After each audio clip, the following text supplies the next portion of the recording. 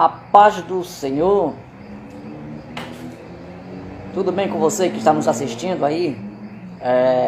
Eu espero que sim. Nós estamos iniciando brevemente aqui a nossa aula sobre a Tanakh, aula sobre o Pentateuco, ok? E você pode estar nos assistindo neste momento. Você pode estar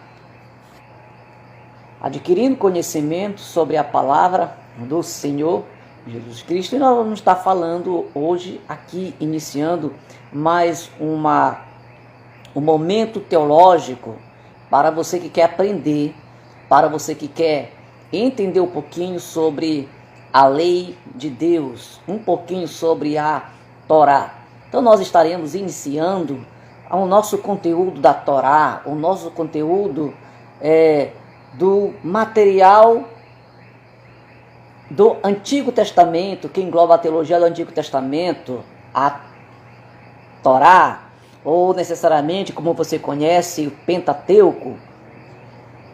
Do que se trata a nossa aula de hoje? A nossa aula se trata, então, de um panorama geral do que nós vamos estar abordando, toda a linhagem de pensamento dos livros cuja autoria são autoria mosaica. É isso que nós vamos estar ensinando a partir de hoje. Qual é a importância de se aprender esse conhecimento? A importância de se aprender o conhecimento é justamente para você ter um profundo entendimento sobre a doutrina bíblica, sobre a doutrina que rege todo o Pentateuco. Qual é a utilidade do conhecimento para você que é aluno, para você que está me ouvindo, para você que é irmão, que você quer aprender? A utilidade do conhecimento da palavra é porque a Bíblia nos adverte, nos ensina, né? Procura apresentar-te a Deus aprovado, como que não tem do que se envergonhar, que saiba manejar a palavra da verdade.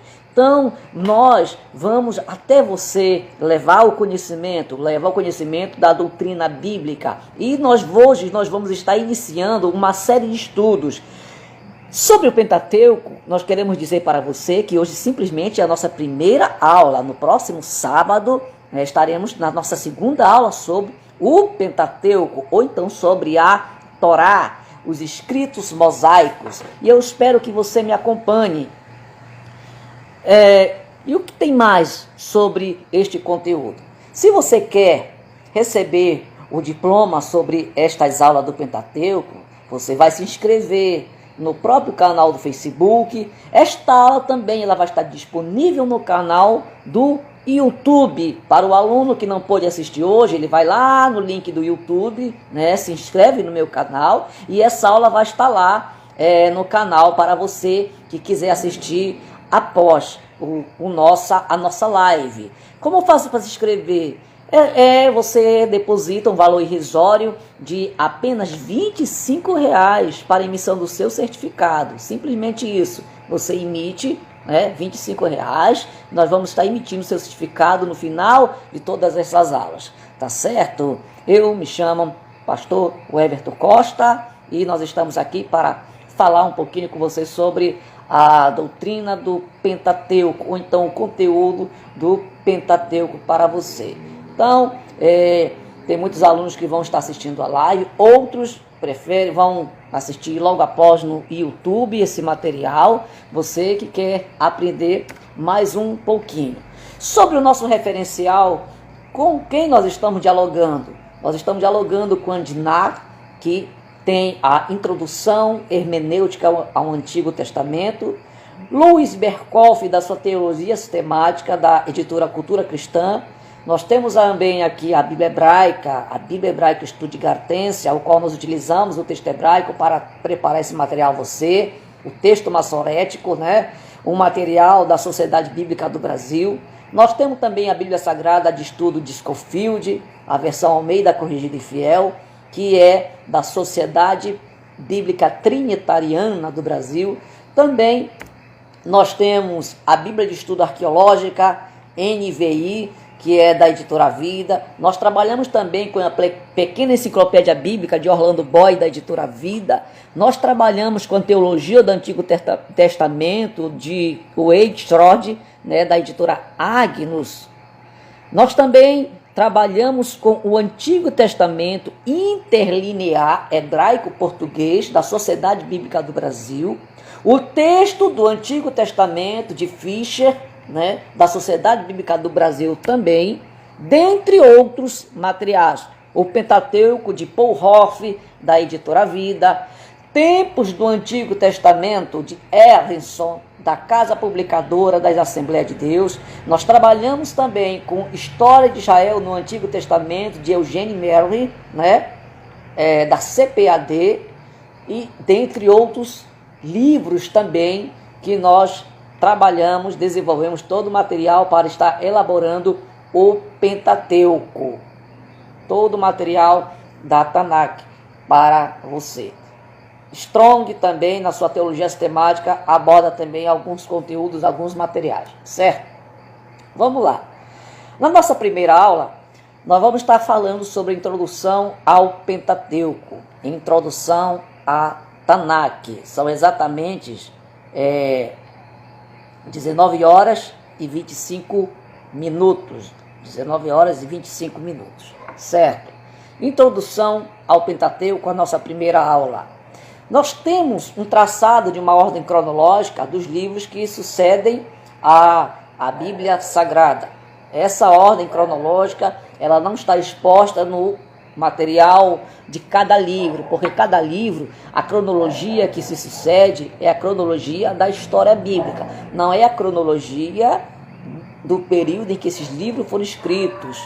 Não segue essa ordem do material escriturístico, segue a ordem do conteúdo deste material. Por isso, Gênesis começa o texto sagrado, em seguida o livro do Êxodo, o Números, Levítico, Números e Deuteronômio, e aí por diante. Nós temos todo um traçado panorâmico até chegar no livro de Apocalipse. Dentro do escopo de Gênesis, podemos traçar ali um paralelozinho e também há ali uma história muito mais antiga, que é a história do livro de Jó, que para alguns eruditos é um material mais antigo que o conteúdo de Jó, tá certo? A história bíblica, para nós entrarmos sobre o Pentateuco, é necessário falarmos também o conteúdo da arqueologia, a importância da arqueologia dentro da história bíblica. A Bíblia não é um livro de ensino religioso abstrato. Se assim fosse, que importância teria o contexto histórico, né? A Bíblia não surgiu de um único ambiente histórico. Não é produto de revelação concedida a uma única mentalidade humana, como o Alcorão diz ser. A Bíblia é todo um conjunto de vários pensamentos, de várias épocas, de várias sociedades, de vários personagens de seu determinado tempo histórico, geográfico e momentos. Estamos falando de uma obra escrita por mais de um milênio, entendeu? Nós estamos falando de uma obra escriturística por mais de um milênio. Então, são vários acontecimentos que abordam todo esse panorâmica do Pentateuco. O cenário da cultura, o cenário histórico-cultural da Bíblia inclui, dentro desse emaranhado arqueológico, a cultura dos egípcios, a cultura dos faraós, a Mesopotâmia, a cultura cananeia, o Israel do Bronze Antigo e das Idades do Ferro. Nós temos aqui também a história que acontece dentro do Palácio Real da Pérsia, a extensa civilização helênica e o Império Romano. Todos esses momentos históricos políticos estão ali dentro do contexto da Bíblia Sagrada. As línguas que a Bíblia foi escrita, o hebraico, o grego, o aramaico. Porém, podemos dizer que nos escritos bíblicos encontramos fortes influências do egípcio, do ugarítico, do acadiano, do sumério, do persa e do latim também. Podemos encontrar no texto bíblico vários gêneros literários que muito provavelmente remetem à literatura do seu tempo. Gêneros literários que vão dar luz, vão dar mais ou menos uma clareza como era a escrita, como era o pensamento, a literatura de determinado período histórico. Podemos encontrar textos jurídicos com paralelos nos códigos legais da Mesopotâmia, dentro do conteúdo de Números e de Deuteronômio, né? Dentro de Bamidbar e Devarim, dentro desses dois livros sagrados que compõem a Torá, podemos encontrar então o que? Legislações paralelas em outros materiais escriturísticos na antiga Mesopotâmia. Podemos analisar a palavra de Deus mais profundamente, não só nos debruçando na teologia, porém no contexto histórico. Por isso que é interessante, é muito importante nós estudarmos o contexto histórico da palavra do Senhor Jesus Cristo. Qual é a importância que nós temos que dar, então, ao aspecto da arqueologia? Primeiro, por que é importante fazermos análise do contexto histórico? Em primeiro lugar, porque é crucial para a interpretação. Você não pode fazer uma análise hermenêutica de um texto sagrado sem dar importância à interpretação. Um episódio político, um momento religioso, ele poderá ser melhor entendido quando se tem noção da circunstância, dos costumes, das crenças envolvidas na questão. Quando você se depara com determinado acontecimento na Bíblia, você tem que entender aquele acontecimento naquela época, qual era o significado, como vivia a civilização daquele tempo, por que aquelas atitudes eram tomadas daquela maneira, com relação à sociedade, com relação à política, com relação aos negócios, com relação à família. Segundo ponto, o mundo bíblico, ele é complexo e abrange uma história significativa na história humana. O mundo bíblico, ele é complexo por quê? Porque nós temos aqui momento histórico que variam de centenas a milênios de anos e fizeram parte de um momento histórico sagrado em determinado período.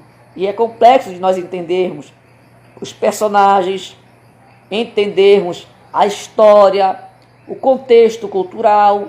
Muito desse contexto é necessário nós irmos atrás de fontes extrabíblicos para nos dar uma luz do que foi no passado, do que aconteceu no passado. Terceiro, por que é importante nós analisarmos o contexto histórico? Terceiro ponto é que o estudo do contexto da Bíblia é um incentivo à fé cristã.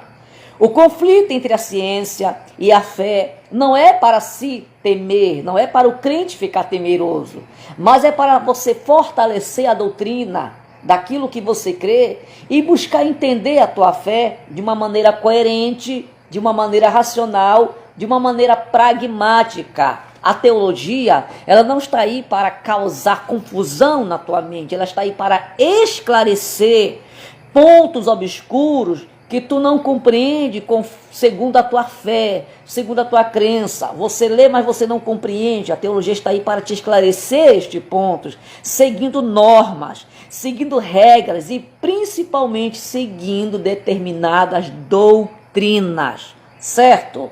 Quarto ponto, porque o momento histórico ele é importante ser analisado. Porque conhecer o contexto bíblico é estar imunizado contra o perigo do desprezo pela história. A história é a identidade do homem, é o reflexo de seu desenvolvimento humano. Tudo que o homem provoca na ação, ele realiza a história. Então a história é a identidade daquilo que o homem é, daquilo que ele é capaz de fazer. Conhecer o contexto bíblico é buscar conhecer os escritores bíblicos do seu tempo, na sua linguagem, mais próximo da revelação e a inspiração da própria Bíblia.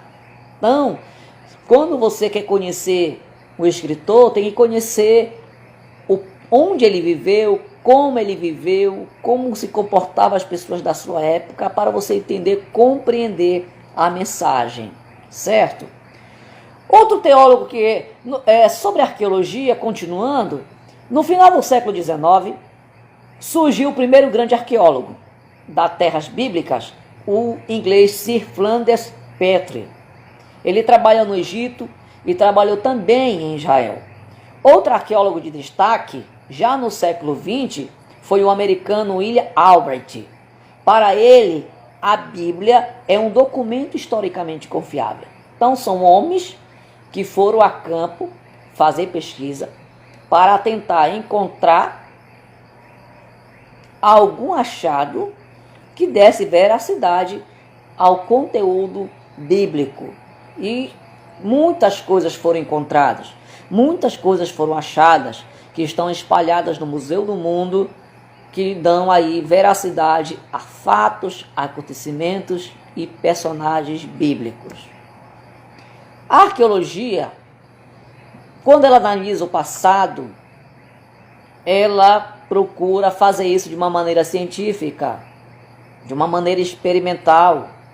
Ela, quando olha para o passado, ela se utiliza de análises e meios sofisticados para tentar desvendar determinado momento histórico. Exemplos: a numismática é a ciência, é o estudo das moedas e medalhas antigas. A numismática, então, conhece a história através do dinheiro, através das moedas, através do metal utilizado como um apólice financeiro no passado. A osteologia é o estudo dos ossos humanos e animais. Então, através das ossadas, a arqueologia ela tenta encontrar determinado momento da história no passado. A etnoarqueologia também é uma análise sofisticada, é o estudo comparativo dos dados arqueológicos e etnográficos. A etnoarqueologia é uma disciplina da arqueologia e da antropologia social que obtém informação sistemática em relação à dimensão material da conduta humana, tanto em ordem ideacional quanto fenomenológica. Este é o ponto de partida de pesquisa da etnoarqueologia. Também nós temos a análise de cerâmica. A análise de cerâmica é o estudo dos objetos fabricados em cerâmica, buscando a sua datação. Quando se encontra um pedaço de argila, um pedaço de cerâmica, pode-se então encontrar a datação daquele material. E encontrando a datação daquele material, pode-se mais ou menos vislumbrar um período histórico, um período da sociedade do passado. E isso trazer luz a determinadas coisas que vão se encaixando com outros achados da sociedade do passado. Quais são as técnicas mais utilizadas para a datação de um achado arqueológico? A datação de determinado período. Uma das principais dela é a datação pelo carbono 14. É um isótopo radioativo natural de número de massa 14. Esse isótopo, ele liga-se facilmente com o oxigênio, formando o gás carbônico que é absorvido pelas plantas. Quando o ser vivo morre, a quantidade do carbono 14 ela vai diminuindo-se, o que vai implicar em um decaimento radioativo. O tempo de meia-vida do carbono 14 é de aproximadamente 5.730 anos. Então, conforme vai se diminuindo o carbono 14 encontrado em um determinado fóssil antigo, então consegue-se basicamente dizer a datação aproximada daquele material. A datação pelo potássio argônio. Essa datação de potássio argônio ela é mais aplicável para datar minerais e rochas com mais de 100 mil anos de idade. É utilizado a datação pelo potássio argônio. Nós temos também a datação por termoluminescência. É um método de datação que vai determinar as idades aproximadas no intervalo de algumas centenas de 1 milhão de anos, abrangendo desta forma o período quaternário.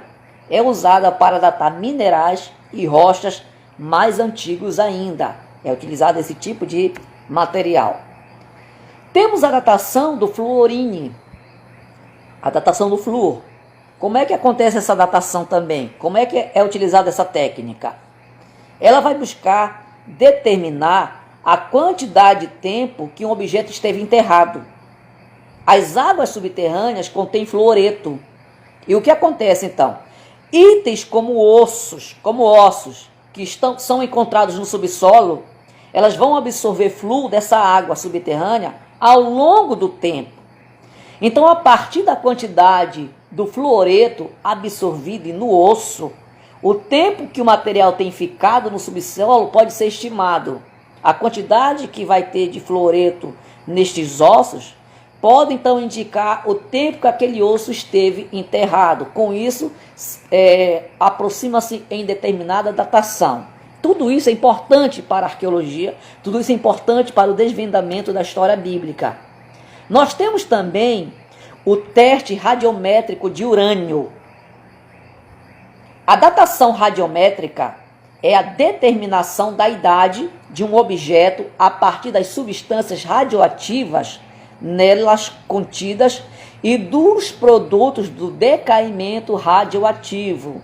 Também, porque todo material fóssil, tem um elemento radioativo que pode ser então encontrado e daí partir-se para fazer a datação pelo urânio, o radiométrico do urânio.